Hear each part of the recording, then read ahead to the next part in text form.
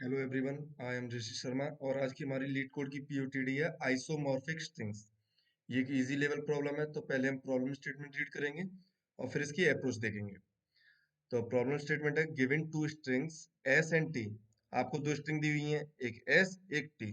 Determine करना है if they are isomorphic, क्या वो आइसोमॉर्फिक है। तो पहले समझते हैं आइसोमॉर्फिक स्ट्रिंग क्या होती है। तो two string S and T are isomorphic, दो स्ट्रिंग एस और टी आइसोमॉर्फिक कहलाती हैं if the character in S can be replace to get T. अगर हम एस के कैरेक्टर्स को रिप्लेस कर सकें टी प्राप्त करने के लिए। ऑल नीचे बढ़ लेते थोड़ा। All occurrence of character must be replace with another character, मतलब ये कह रहा है कि अगर आपको एक किसी भी कैरेक्टर की अकरेंस को अगर किसी से चेंज कर रहे हैं तो उसकी सारी अकरेंसेस को चेंज करेंगे। फॉर एग्जांपल यहाँ पे अगर जी को मैं चेंज कर रहा हूँ डी में, तो जितने भी जी इसमें दिखेंगे ना मुझे एस में, उन सबको मैं डी में चेंज करूंगा। ठीक है। while preserving the order of character, आपको ऑर्डर के साथ छेड़छाड़ नहीं करनी है इसमें। सिर्फ कैरेक्टर्स को क्या करना है, रिप्लेस करना है, एक तरह से दूसरे किसी कैरेक्टर से मैप करना है। नो टू कैरेक्टर्स में map to the same character, कोई भी दो कैरेक्टर सेम कैरेक्टर से क्या नहीं हो सकते, मैप नहीं हो सकते।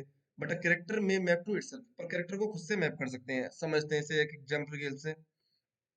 मान लीजिए आपको एस दी हुई है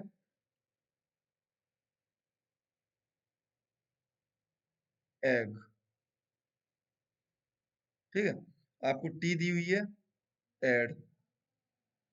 अभी हमने सोचना है कि भाई क्या हम एस को टी में कन्वर्ट कर, मतलब एस और टी आइसोमॉर्फिक हैं क्या। अब हमने बोला आइसोमॉर्फिक का मतलब क्या था कि अगर मैं एस को टी में कन्वर्ट कर पाऊँ विद सम फंक्शंस, मतलब क्या फंक्शन कर सकता हूँ मैं, क्या काम कर सकता हूँ विद सम ऑपरेशंस, क्या ऑपरेशन कर सकता हूँ कि मैं इसकी कैरेक्टर्स को क्या कर सकता हूँ, किसी दूसरे कैरेक्टर में कन्वर्ट कर सकता हूँ। जैसे यहाँ पे मुझे ई दिख रहा है और मुझे पता है टी में तो इस जगह पे ए है, तो मैं कहूंगा कि भाई इस ई को ए में कन्वर्ट कर दो। अच्छा भाई ए में कन्वर्ट कर दिया। यहाँ पे मुझे फिर दूसरी पोजीशन में जी दिख रहा है, यहाँ पे क्या डी है। तो हमने कहा कि भाई ये जी है और ये डी है, तो ऐसा करो इस जी, मुझे इसमें कन्वर्ट करना है ना टी में, तो मैं कहूंगा जी को डी में कन्वर्ट कर दो। पर अगर आपने जी को डी में कन्वर्ट कर दिया तो आप देखेंगे इस स्ट्रिंग में और भी कहीं जी है क्या, यहाँ भी है। तो ये भी ऑटोमेटिकली किस में कन्वर्ट हो जाएगा, डी में कन्वर्ट हो जाएगा। इसका मतलब देखिए क्या बन गया आपका, एस हो गया ऐड और टी भी ऐड हो गया। तो यहाँ पे बिल्कुल आप कन्वर्ट कर सकते हैं, इसलिए आंसर क्या आ गया, ट्रू आ गया। पर मान लीजिए यहीं पे डी की जगह इस जगह पे लास्ट में होता मान लीजिए एफ, मान लीजिए, तो आप क्या करते, ई को तो ए में कन्वर्ट कर लेते, इस जी को जैसे ही आप डी में कन्वर्ट करते, कहते कि मुझे डी में कन्वर्ट करना है क्योंकि यहाँ पे डी है, तो आप कहते कि ये भी मजबूरी बनेगी कि मैं इस जी को भी डी में कन्वर्ट करूं। तो ये सारी अक्रेंसेस जी की अगर आपने कहीं से डी से मैपिंग कर दी, तो जी की जितनी भी अक्रेंस होंगी एस में, उन सबको आप डी में कन्वर्ट करेंगे। याद रखना एस में जो भी जी की अक्रेंस होंगी उनको करेंगे। तो आपने यहाँ पे ऐड कर दिया, तो देखिए यहाँ पे क्या हो गया, यहाँ पे एडीएफ है, तो उस केस में यहाँ पे फॉल्स रिटर्न होगा। अब करेंगे कैसे, इसमें आपने बोला कि मैपिंग है, पर मैपिंग में कुछ रूल्स है बेसिकली।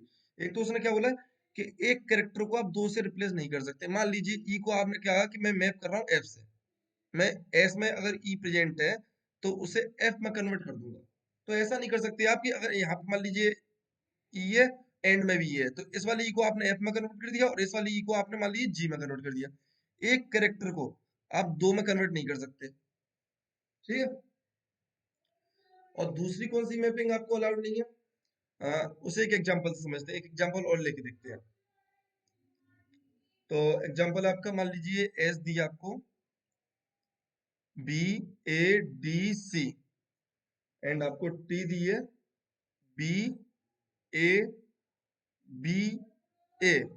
तो आपने यहाँ पे क्या बोला, यहाँ पे बोला कि अच्छा ऐसा करो बी को बी से मैप कर दो। पहले तो यही है, बी बी से मैपिंग, तो मतलब खुद से मैप कर दिया, कोई दिक्कत नहीं। यहाँ पे ए है, ए को किससे मैप कर दिया, ए से मैप कर दिया। फिर आपने कहा डी, आपने अभी तक मैप किया क्या, आपने बोला डी को तो मैंने अभी तक मैप नहीं किया, मुझे एक्चुअल में इसमें कन्वर्ट करना है ना, तो डी को आपने किसी भी से मैप नहीं किया, तो आप कहेंगे डी को मैप कर दो बी से। और यहीं पे आपने कर दी गड़बड़। क्या गड़बड़ कर दी, क्योंकि देखिए जिस तरीके से ये अलाउड नहीं है कि आप एक कैरेक्टर को दो डिफरेंट कैरेक्टर से मैप कर सकते हैं, वैसे ही आपकी मैपिंग इस प्रकार की भी नहीं होनी चाहिए कि आप ई को बेसिकली मैप कर रहे हैं एफ से, और मान लीजिए जी को भी एफ से मैप कर रहे हैं। ऐसे भी आप नहीं कर सकते कि आप एस के किसी दो कैरेक्टर को, दो डिफरेंट कैरेक्टर को एक ही कैरेक्टर से मैप कर रहे हैं। ये भी पॉसिबल नहीं है। आपने यहाँ पे क्या कर दिया, देखिए बी पहले से बी से मैप था, आपने डी को भी बी से मैप कर दिया, तो ये चीज भी अलाउड नहीं है। तो इस दो तरह के ऑपरेशन अलाउड नहीं है बेसिकली। इतना तो ये अलाउड है कि एक ही कैरेक्टर एस का एक कैरेक्टर आप उसे दो डिफरेंट कैरेक्टर से मैप कर रहे हैं, या फिर ये भी अलाउड नहीं है कि एस के दो कैरेक्टर है, दो डिफरेंट कैरेक्टर है, उसे आप एक ही कैरेक्टर से मैप कर रहे हैं। ये दो तरह के ऑपरेशन अलाउड नहीं है। अब इनको अपने कोड में कैसे इनकाउंटर करेंगे, पता कैसे करेंगे? तो देखिए ये पहला वाला पता करना तो कितना आसान है। आप क्या करिए, देखिए यहाँ पे मैपिंग की बात कर रहे हैं, तो आप मान लीजिए मैप बना लीजिए। आपने एक मैप बना लिया। अब आप कोई भी कैरेक्टर अगर देखेंगे पहले कि आपने मैप कर रखा है कि नहीं कर रखा, मैप में चेक करेंगे। जैसे इस वाले ई, इस एक वाले केस भी देखते हैं, आप क्या करेंगे, आप चेक करेंगे क्या ई आपने मैप कर रखा है पहले कभी। आपने कहा कि ई तो मेरे मैप में नहीं है, इसका मतलब ई मैंने मैप नहीं कर रखा है। मैप नहीं कर रखा है तो ई को मैं क्या कर दूंगा, मैप कर दूंगा कि ई को मैप कर दो ए से। फिर आप गए जी पे, क्या आपने जी मैप कर रखा है, यहाँ पे ऐड कर देते हैं, जैसे पुराना वाला केस ले लेते हैं, ये भी ऐड है। आप कहेंगे जी मैप कर रखा है, आपने कहा कि जी मेरे को मैप में तो नहीं मिल रहा, इसका मतलब जी मैंने मैप अभी नहीं किया है। तो अच्छा जी को मैप कैसे करेंगे, टी के उसके कॉरेस्पॉन्डिंग टी में जो उससे मैप करेंगे ऑब्वियसली, कि आपको सेम बनाना है। तो आपने जी को मैप कर दिया डी से। फिर आप अगले जी पे गए, आपने कहा क्या ये जी मैंने मैप कर रखा है। आपने कहा कि देखते हैं कि भाई मैप में है कि नहीं। आपने कहा कि मैप में जी है, इसका मतलब ये जी मैंने मैप कर रखा है। तो आप कंडीशन चेक करेंगे, ये वाली कंडीशन आप चेक करेंगे आप, कि अगर आपने जी को मैप कर रखा है तो आप दो से नहीं कर सकते। मान लीजिए पहले आपने ऑपरेशन में जी को किससे मैप किया था, डी से मैप कर रखा था ना। तो आप चेक करेंगे कि मेरा जी एक्चुअल में डी से मैप है कि नहीं है। अगर जी के अलावा किसी और से मैप है, इफ एमपी ऑफ जी, ऐसे चेक करेंगे। मान लीजिए एमपी ऑफ जी, तो आप देखेंगे एमपी ऑफ जी के कॉरेस्पॉन्डिंग क्या होना चाहिए, मैप में डी है।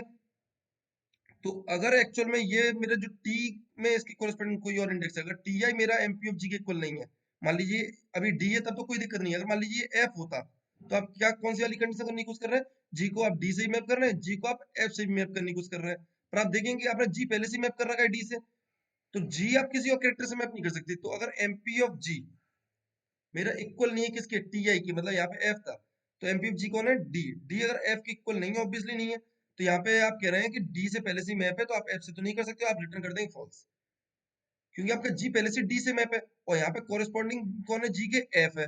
तो ऐसा तो पॉसिबल ही नहीं है ना कि जी के कोरेस्पॉन्डिंग यहाँ पे डी है और जी के कोरेस्पॉन्डिंग यहाँ पे एफ है, दो डिफरेंट कैरेक्टर से मैप कर नहीं सकते। तो इस तरीके से आप कर देंगे। तो अभी सिर्फ इतने का कोड लिख के देखते हैं, अभी दूसरी कंडीशन को छोड़ देते हैं, अभी इसका कोड लिखते हैं। तो इसका कोड क्या होगा, सबसे पहले तो आप बेसिकली साइज निकाल लेंगे स्ट्रिंग का, एस डॉट लेंथ और and i 0 i less than i plus plus. अब आप क्या करेंगे, आप सबसे पहले चेक करेंगे कि आपने जो बेसिकली एस आई है, एस आई को मैप किया है कि नहीं किया किसी से। तो if MP dot find check करेंगे कि ये मेरे मैप में प्रेजेंट है कि नहीं, equal to MP dot end. अगर ये एमपी डॉट एंड की इक्वल नहीं आता, इसका मतलब ये मैप हो रखा है। ठीक है, अगर ये मैप हो रखा है तो आप एक कंडीशन और चेक करेंगे, अगर ये मैप हो रखा है तो ये टी आई की इक्वल है या नहीं है।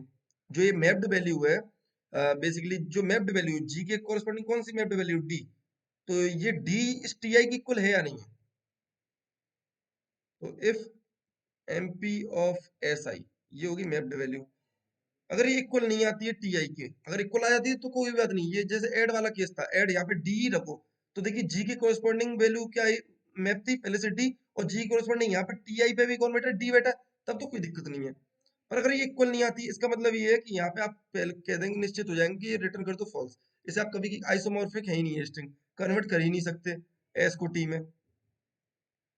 अन्यथा अगर मान लीजिए ऐसा ही मैप में प्रेजेंट नहीं है, अगर ये ऐसा ही मैप में प्रेजेंट नहीं है, तो आप क्या करेंगे, तो आप कहेंगे कि इसे मैप में डाल दो। तो एमपी ऑफ एस आई की कोरस्पॉन्डिंग क्या डाल दोगे, आप मैप कर दोगे टी आई को।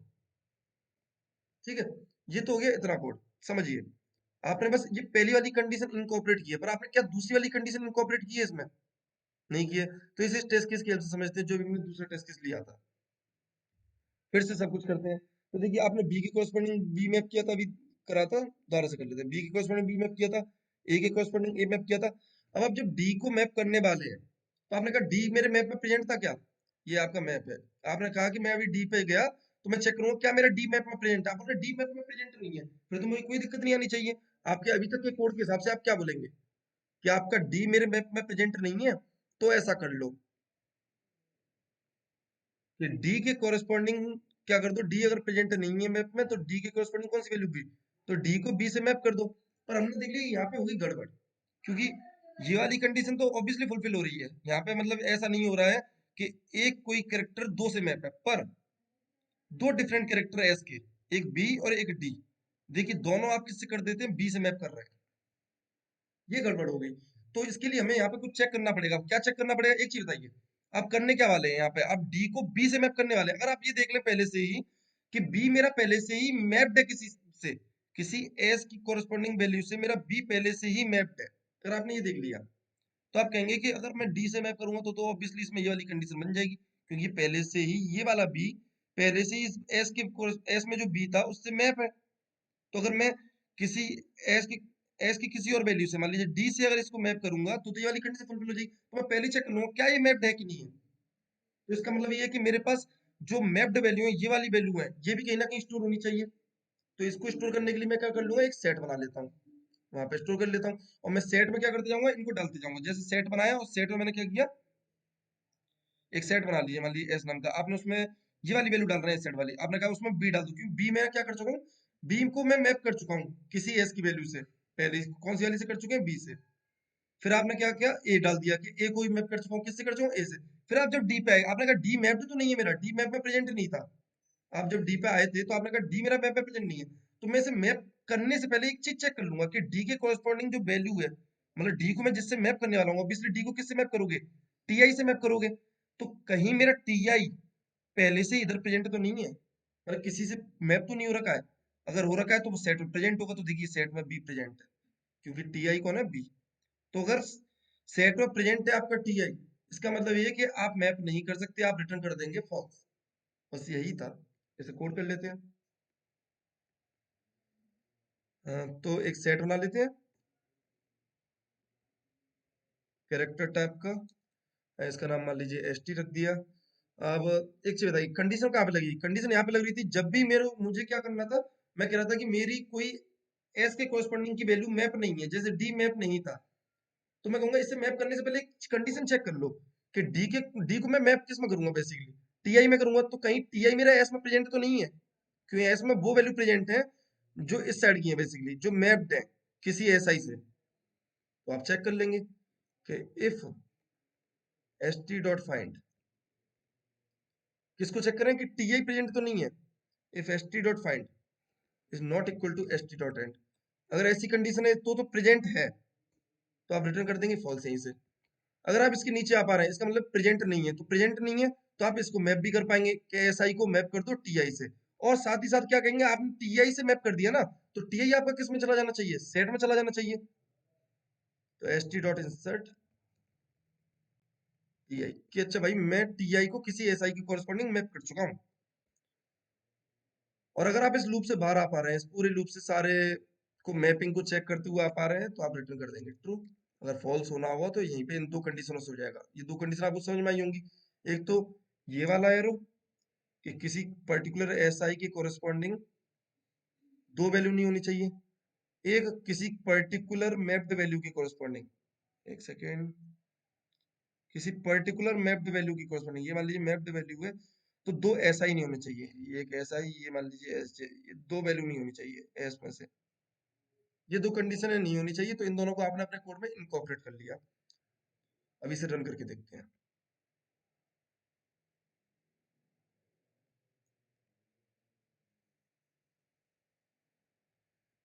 ओके, अभी हमने मैप नहीं बनाया, सॉरी। मैप किस टाइप का हुआ, character comma character MP. I hope अब ये काम करे। सबमिट करके देखते हैं।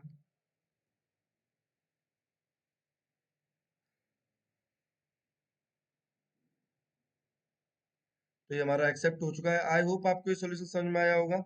बेसिकली अभी इसकी कॉम्प्लेक्सिटी एन लॉग एन होगी, पर आप unordered map unordered set use करेंगे तो इसकी कॉम्प्लेक्सिटी रिड्यूस कर सकते हैं ऑर्डर ऑफ एन में। Thank you.